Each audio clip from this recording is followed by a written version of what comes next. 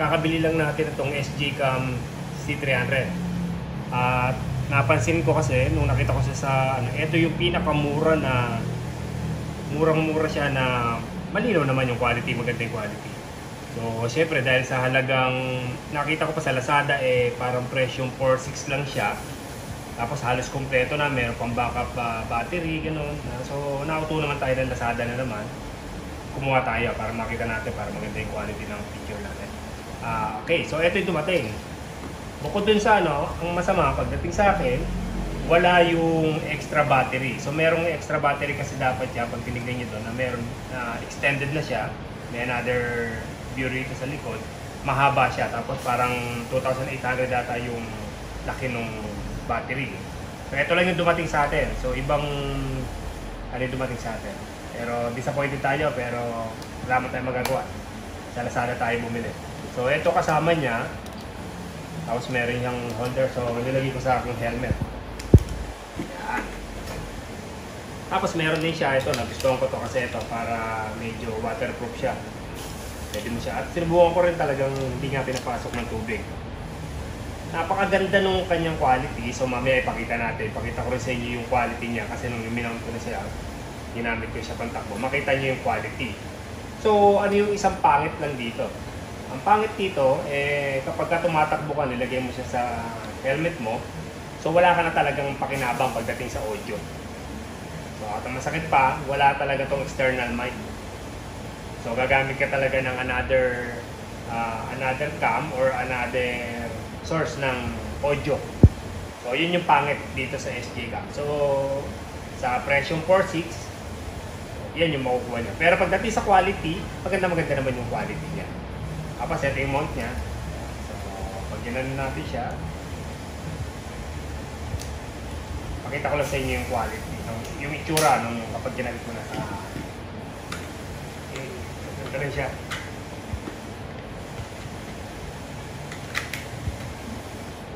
So pag kinabit mo pala, dapat medyo nakayuko ng konti kasi kapag nakasakay ka na sa motor, usually tumitingin ka ng konti pa, magiging pantay siya.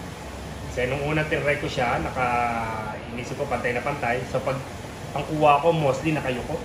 So dapat pala medyo naka-tilt ng konti. So ganyan. Ang kagandahan kaya ako sa ulo siya kinabit kasi nagkataon half face ang gamit ko. Para kapag may gusto ko tignan, pag may lumiko ko, talagang lumiligo rin siya. Kasi kapag sa motor mo siya kinabit, magiging fix ang galaw niya. So pakita ko rin sa inyo yung actual footage para makita niyo yung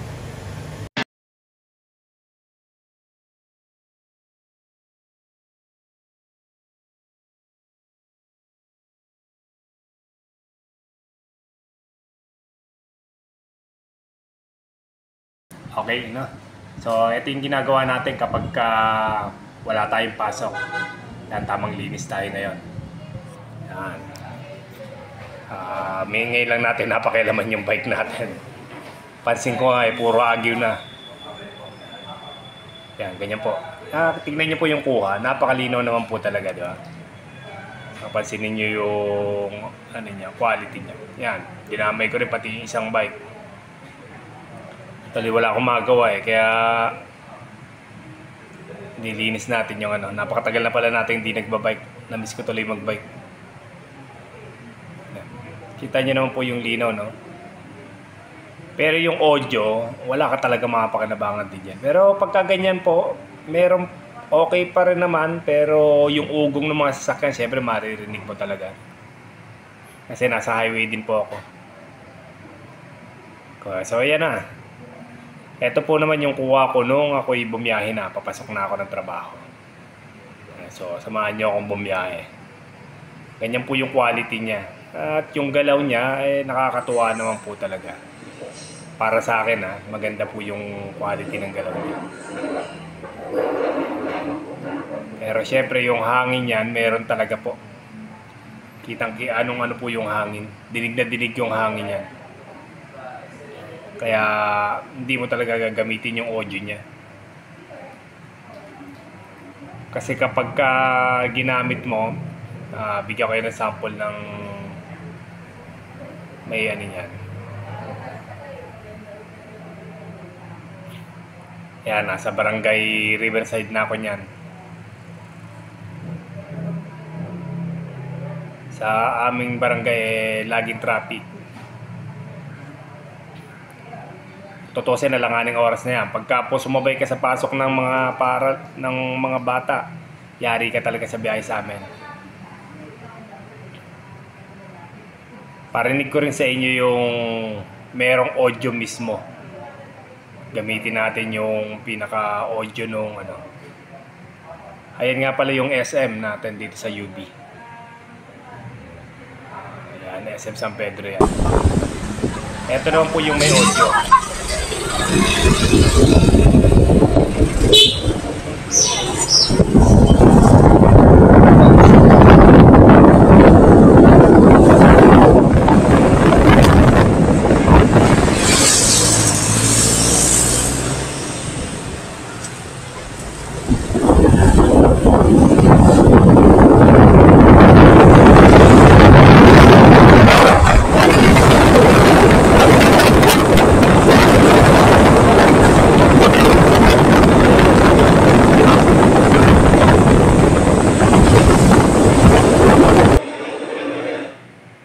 So kung papansinin nyo, talagang grabe yung noise. Talagang sobra-sobra po yung ingay. Napaka-tindi po talaga niya. Kaya kapag ginamitan mo talaga siya pagka ginamit mo yung speaker niya, wala ka rin mga pakinabangan na alas na. Siguro pag nasa loob ka ng bahay, okay lang. Pero pagka po sa biyahe mo siya gagamitin, wala po kayo Siguro kung nasa loob ka ng sasakyan, pwede. Pero pag nakamotor, hindi talaga ubra. Yan, nasa barangay Magsaysay na po tayo. Okay. Lubak-lubak dito. Gamit natin yung ating Aerox. Yun naman yung ginagamit natin pang daily commute. Kasi problema namin dito kapag nagsasakyan ka at talaga abuti ka ng siyam-siyam sa traffic. Ito, alanganing oras pa to kung tutusin. Pero kapag ka po yung sinapul mo yung tanghali, yung umaga, tapos yung alas 5, patay ka dito. Yan, nasa barangay Calindola na tayo. Yan, entering na tayo Calindola. So yan ang buhay ko araw-araw. Motor lang tayo araw-araw kasi sobrang traffic. Kahit nga nakamotor ka rito, pagkahapon, matatraffic ka.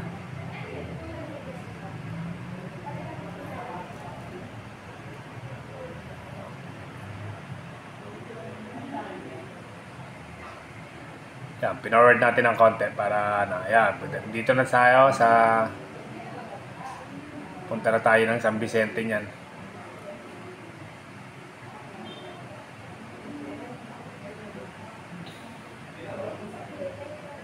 Okay.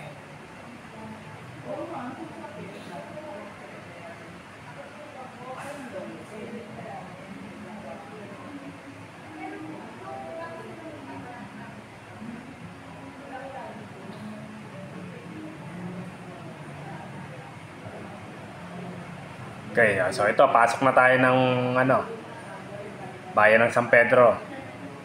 Ito na tayo. Siyempre makakarating na tayo dito sa tulay na Panginis. Ito po yung panlaban natin pagdating sa Ginis. Bakit yung sabi panlaban? Kasi po ito yung pinakamatagal na ginagawang tulay. Hanggang ngayon po ginagawa po uli.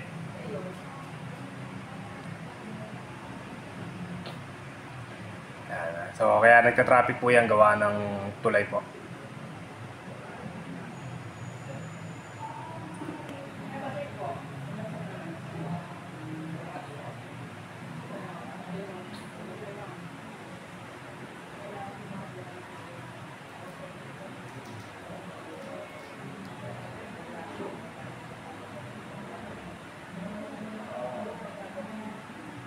Kung tutusin, malawak naman po yung kalsada dito sa amin. Nga lang po kasi talagang hindi matapos-tapos ng paggawa dito sa tulay na to. Ayan. Ngayon po nire-rehabilitate na naman ulit.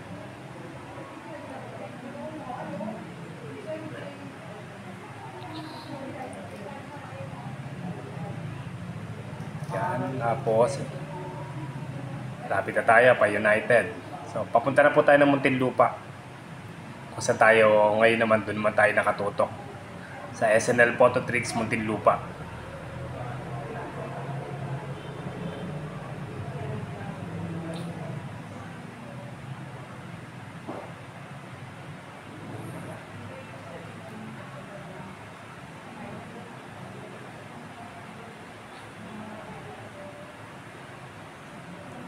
Yan, pag dito rin, pag inabot ka rin dito ng hapon, yari rin ng traffic rito.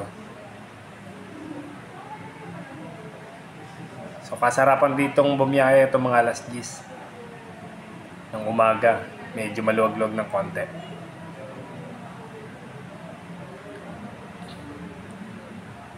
Yan.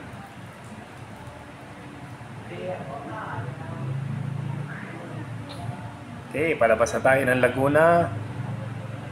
At ngayon, nasa Muntinlupa na tayo. Ayan. Muntinlupa na po tayo. Tumungtong na tayo. Paglagpas yun lang po ng tulay, Muntinlupa na po yun. Ayan na.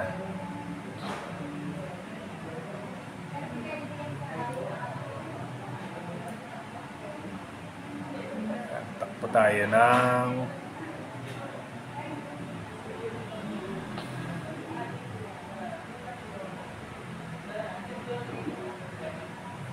papansinin nyo yung quality, no? Na yung video niya, napakaganda para sa akin, napakaganda na po yan.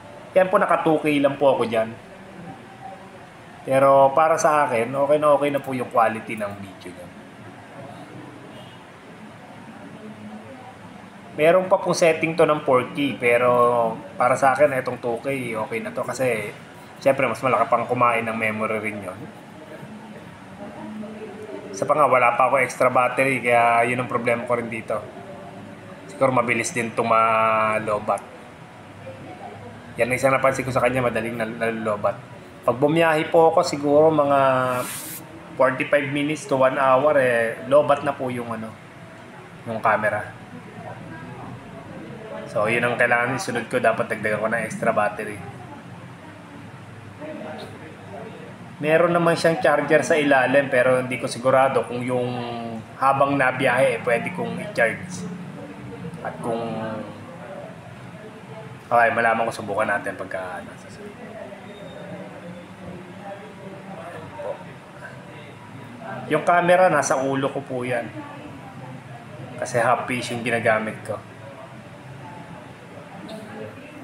At eto na, nasa SM na tayo, SM Tunasan.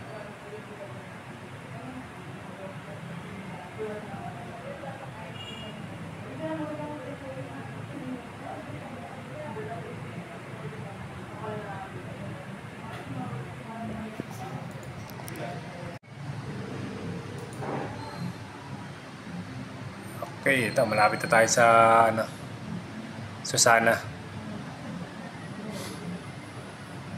Dito sa area to, lalo kapag ka-traffic, ingat po kayo na kumat dun sa kaliwa. Kasi napakarami po diyang nanguhuli. At tama naman yun, kasi mali naman talaga dyan na Pero baka matempt kayo lalo pag sobrang traffic. Huwag nyo nang subukan.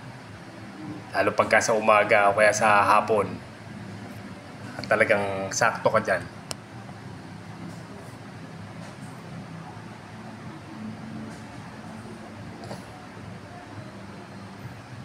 Yan na. Yung kaliwa papunta sa Susana, eto naman papunta ng bayan ng Muntinlupa. Papoblasyon. Okay, malapit na po tayo sa ating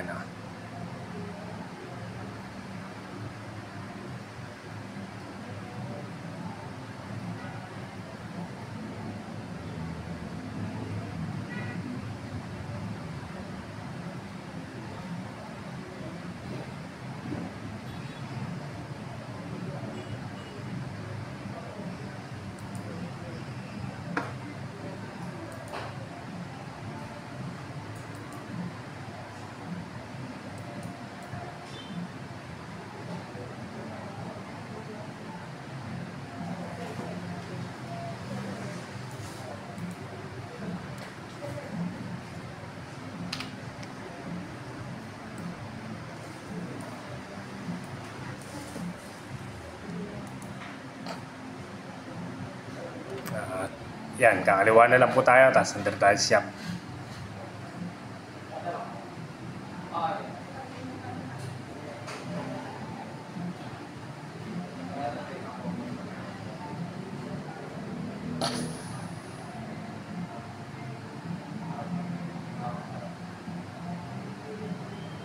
Yan, palatandaan na pag nakita nyo na yung Jollibee, tapos ayan, palengke po yung kasunod niya eh. Sa kaliwa po, Cebuana, ayun, tapos ito. Yan, Julie's. Ayan na po ang SNL Photo Tricks.